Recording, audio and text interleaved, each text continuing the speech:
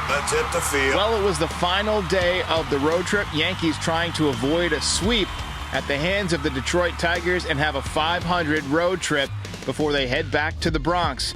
My recap and your reactions coming up next. This is Pinstripe Territory. Just wanted to talk, that's all.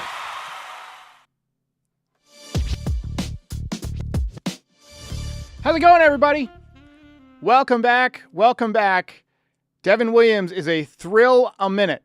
He is more fun than a bag of hammers, but Yankees finally pick up a win after a 3-game losing streak.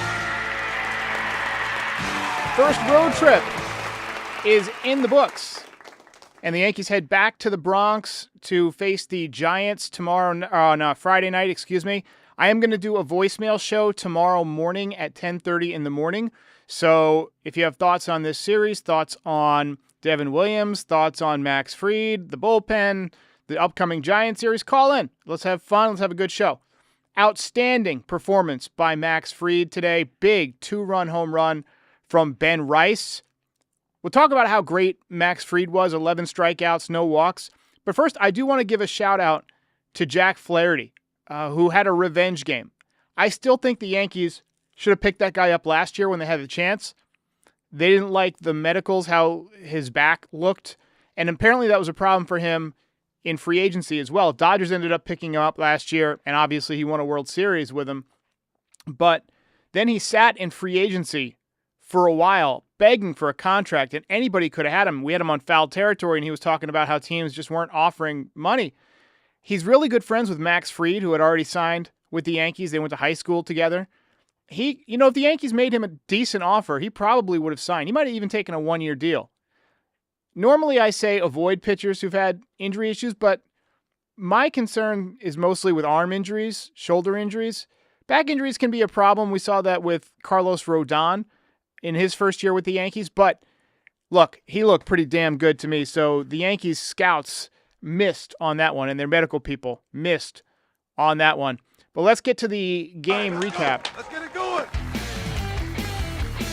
Good day for Goldie Knox, 2 for 5. I don't know if anybody has ever called him Goldie Knox before. If I coined it, then awesome. But that's what I'm going to start calling him from right now, because that guy picks up knocks. He rakes, and we'll talk more about him specifically in a few minutes. Story of the game was obviously Max Fried shoving. He was on from the very beginning. His pitch mix was excellent. His curveball was excellent, missing a lot of bats. He had, I believe, 15 whiffs today. Flaherty also was on top of his game. He struck out the side in the first inning, and I'm thinking, here we go again. 7 strikeouts through the first 3 innings for Flaherty. Up and down day for Dominguez in left field. He made a nice play in the 4th inning. Ball was hit over his head. He kind of had to turn and backpedal a little bit, adjusted, and caught it. Last year, that's a triple. And then later, there was a ball that ricocheted around in the corner, and he had a lot of trouble playing the carom. He tried to pick the ball up with his glove as he was moving forward, couldn't do that, and that gave the runner an extra base.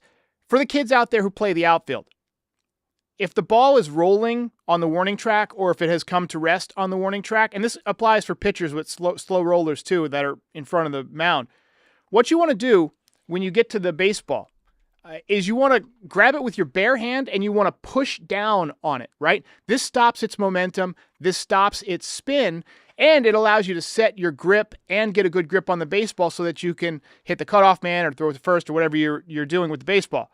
But that's what you got to do. You got to get with one hand. You can't be picking balls up with your glove, because if you don't get a firm grip, it pops out. It's an extra base. That's what we saw today from Dominguez. But luckily, Max Fried pitched his way out of the inning. Blown opportunity for the Yankees in the 6th inning. Judge walked, and then Goldschmidt ripped one into the left field corner. But Jazz hit one right back at the pitcher, and Judge got caught in no man's land between home and third base. It was not a sharp day for Aaron Judge mentally. That was kind of like he got off too far. You have to let the ball get past the pitcher in that situation. But also in the 9th inning, there was a play where he threw home. If you hit the cutoff man right there, you probably prevent the tying run from getting to second base. So Judge needs to tighten it up. Maybe he was cold. He's a California guy. But anyway, Jazz bounced back to the pitcher, and then Volpe struck out on that same down and in breaking ball from a lefty that we've seen all week. Nice job by the Yankees to score in the bullpen. Oswaldo Cabrera had a good day. Base hit from the right side. And then Ben Rice with an absolute blast. 2-run shot. 108.1 off the bat. We've been talking about how hard he's hitting the baseball. 419 feet. That put the Yankees up 2-0. I thought they might go to the bullpen there. I thought, this calls for Weaver, possibly. But Max Fried stayed out there in the 7th. And he allowed a double, but he stayed in to finish the inning. He had to strike out the final hitter 3 times because the umpire was awful today. I'm so sick of this shit. But ultimately, he did get out of it. Really, really great performance from Max Fried. Nice job from Luke Weaver in the 8th. Top 9, 2 hit batters in a row to begin the inning, and then Judge with a big knock to make it 4-0. And you thought the party was over at that point. I figured 4-run lead, either, might not even pitch Devin Williams at that point, but they decided to go with Devin Williams, who, to his credit, was early on much more aggressive with his fastball. We talked about how he tries to throw the changeup too much, the off-speed stuff too much, but he was still nibbling. Shouldn't take 30 pitches to close out a 4-0 game. He ended up getting yanked. He allowed 3 runs, and our new closer has an ERA of 12.00. If you're new to baseball, that's pretty bad. But Mark Leiter came in to close it out. He got the pop-up to avoid catastrophe, and the Yankees have a 500, 3-3 road trip. Yanks win. Ball game over. Yankees win. Yankees win. All right, so before we get to the belt, we got a couple of super chats here. Louis Penafiel says, is Devin Williams Holmes 2.0? Wow, almost ruined my meal. He was giving me acid reflux there. And then the 610 Stig says, Devin Williams looking like he needs a third pitch. Too many comfortable takes on changeups. Weaver developed a cutter, moves the other way. Yeah, maybe he does need another pitch, or maybe he just needs to throw more strikes. We've got a few comments about Devin Williams. Retro Tony just says Williams is doo-doo. And Parks and Young says Williams is not cut out for New York City. I guess we'll find out, but it has not been great so far. But we do have to give away the hardware for today, and it is to the guy who dominated on the mound for the Yankees, and that is Max Fried. First belt for Mad Max, who was terrific, and we'll talk about him more in the pitcher spotlight in just a second. We got a few more comments here. Pop Collecting 101 says, Devin Williams rule for every blown save, you need to shave your beard. Tommy Kahnle used to shave after every time that he would give up a run. He would shave not only his beard, but his whole body. And I kind of wish today's episode was sponsored by the people we're going to have sponsoring all of next week. And we'll talk about that next week. But I have to shave my beard. I want to give you guys a heads up. I'm going to be shaving my beard on Sunday because I've got to film a razor commercial.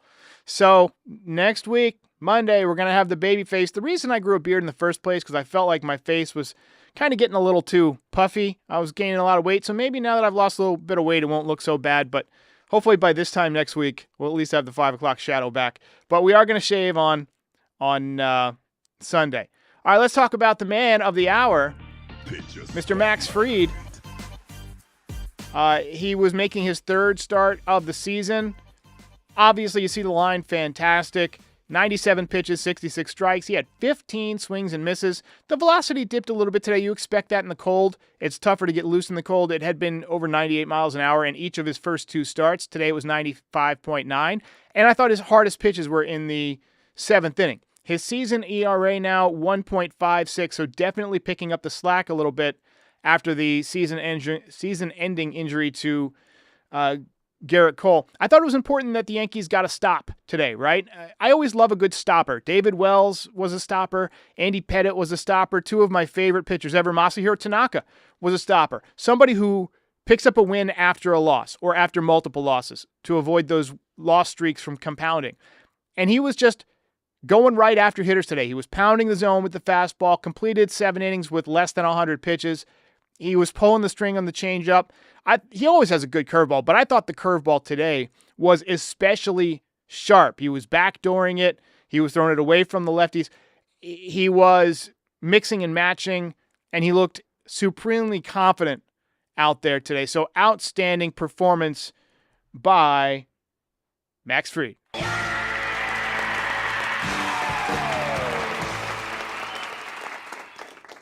All right, let's give the honorable mention here. Mr. Paul Goldschmidt. For all the crap I give Brian Cashman and his team about not getting more pitching depth for this season, I have to give them credit for recognizing that Paul Goldschmidt had something left. Last winter, when we were talking about the Yankees needing to fill the first base hole that was vacated by Anthony Rizzo, because we knew Rizzo wasn't coming back. We talked about Pete Alonso. We talked about Nathaniel Lowe. We didn't really talk too much about Paul Goldschmidt. I thought he was kind of over the hill. I thought he was going to be 37. I made the rookie mistake of not digging deeper into his stats, into his splits. I mostly looked at his overall numbers. I had remembered he was struggling first half, because the Cardinals weren't getting any offense, and I had that in my brain, and I was thinking, I don't think the Yankees are going to sign somebody who's 37. But he has really impressed me so far. This guy continues to have great at-bats. He hits line drives all over the field. If we could ever put some rallies together, he's going to drive in a ton of runs. He had 3 hits yesterday, a couple of hits today, hitting .383 on the season with a .942 OPS. He's got 3 doubles. And so far, he's looked good on defense to me. He doesn't have a lot of range, but he's had to make a couple of tough picks in the dirt, and usually he comes through. So for all the crap that I give the front office and Brian Cashman about their mistakes, big ups for getting Paul Goldschmidt. So there you have it.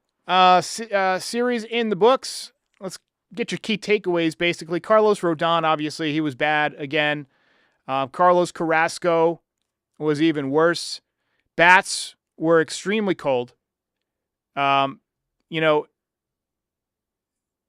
just for home runs. I mean, they stopped hitting home runs, but they really weren't putting together rallies. They weren't really getting a lot of hits in this series. They, made some hard outs. That's about it.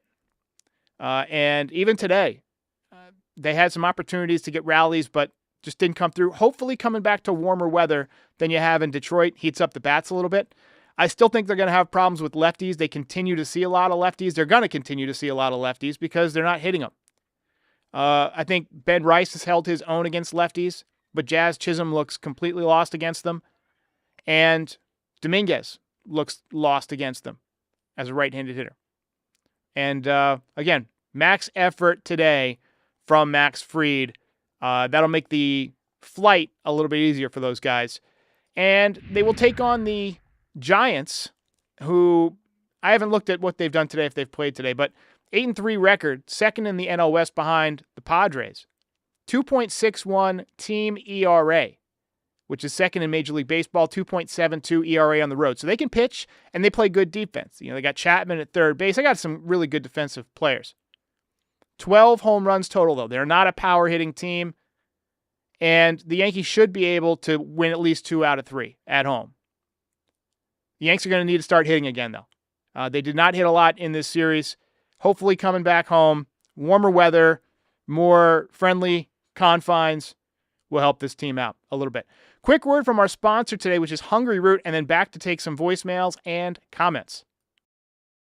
Kratz, do you like spending an hour on grocery shopping? Nope. Speed up the process, please. Introducing Hungryroot to the FT fam. Now we can all be bougie with our own personal shopper to handle the food shopping, including recs based on what you're looking to put in your body. I stack my Hungryroot box with items like gluten-free, dairy-free, blueberry waffles for breakfast, shrimp veggie bowls for lunch, and a little filet mignon with potatoes and broccolini for dinner. You can also say just, hey, Hungryroot, I eat paleo, or I'm vegetarian, and they load up your cart with personalized recommendations. And those recs keep evolving as they learn about what you're into. Also, no BS, as in no artificial sweeteners or preservatives in any of Hungryroot's food. You're going to love Hungryroot as much as FT does. Take advantage of this exclusive offer. For a limited time, get 40% off your first box, plus get a free item in every box for life. Go to hungryroot.com hungryroot.com/FT and use code FT. That's hungryroot.com/FT, code FT to get 40% off your first box and a free item of your choice for life.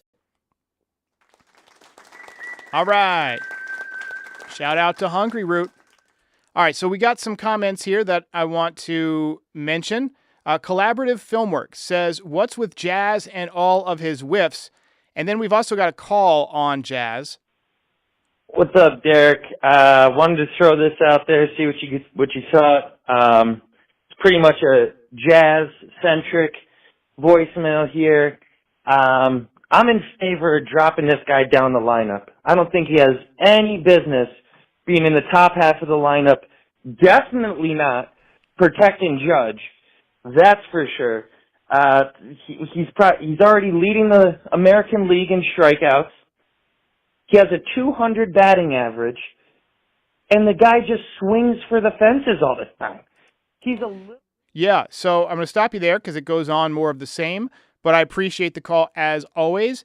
Jazz Chisholm right now has a 180 batting average. We'll pull up his numbers on the year. He has really struggled. 180 batting average. He does have 4 home runs out of his 9 hits, so he's showcased some power. But I think that has convinced him that he's a power hitter. I don't think that's who he is, just like I don't think that's who Volpe is. I think that they should focus more on being well-rounded hitters, and then you're going to run into some home runs just by the virtue of being a good hitter and being strong. But, yeah, Jazz Chisholm has really, really struggled on this. I don't think he likes the cold, too. He was putting out stories on his Instagram about how he hates the cold, and, I don't think baseball should be played in this weather. Andrew Calabria says Luke Weaver is our closer. I don't think that they're going to make that move yet. I think they like him as being deployed as the, highest leverage guy that's not in the 9th inning. But Williams has got to pitch better, quite frankly. Joseph Johnson says, I still like Williams over Clay Holmes. Williams hasn't done enough for me to count him out yet. What do you think? I'm not counting him out. Definitely not counting him out. But I'm not counting him in either. I need to see more. I need to see a better performance. Okay, it's 2:42. Watching the game. Come to the conclusion. Everybody's got to shave again, man. So that call came in before the Yankees staged their comeback. I think that's a fun. That's a fun call. You're growing beards. You're going to a slump. Let's make everybody shave once in a while, just to remind them. Jersey Joe says, Weaver earned the closer role last year. He did great last year, and he did earn it last year, but last year was last year. I think they like him better as a guy who can go multiple innings. I get it. You can go multiple innings as a closer. You'd like to not have to do that.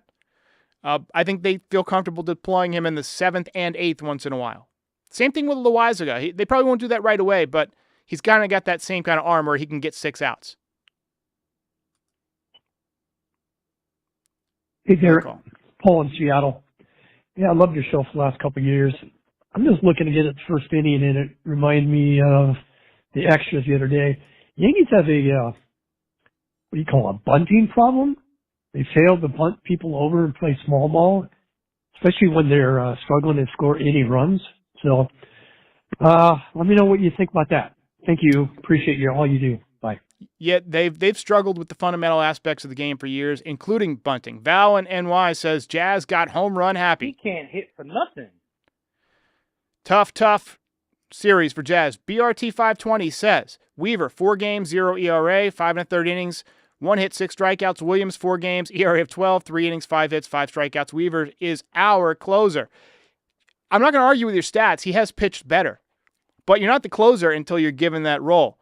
And we saw how stubborn Aaron Boone can be last year when we needed Weaver to step in as the closer. And he stuck with Clay Holmes.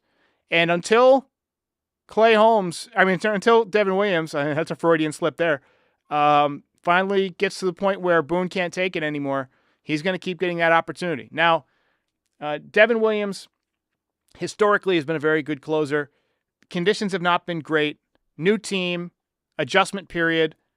I believe that Diaz had issues when he first went to the Mets too. Like, it can be tough going to a new place and closing out games, but hopefully he gets it together. It's been rough going so far, but one more time, the Yankees finish off the road trip with a dub. Ball game over. Yankees win. The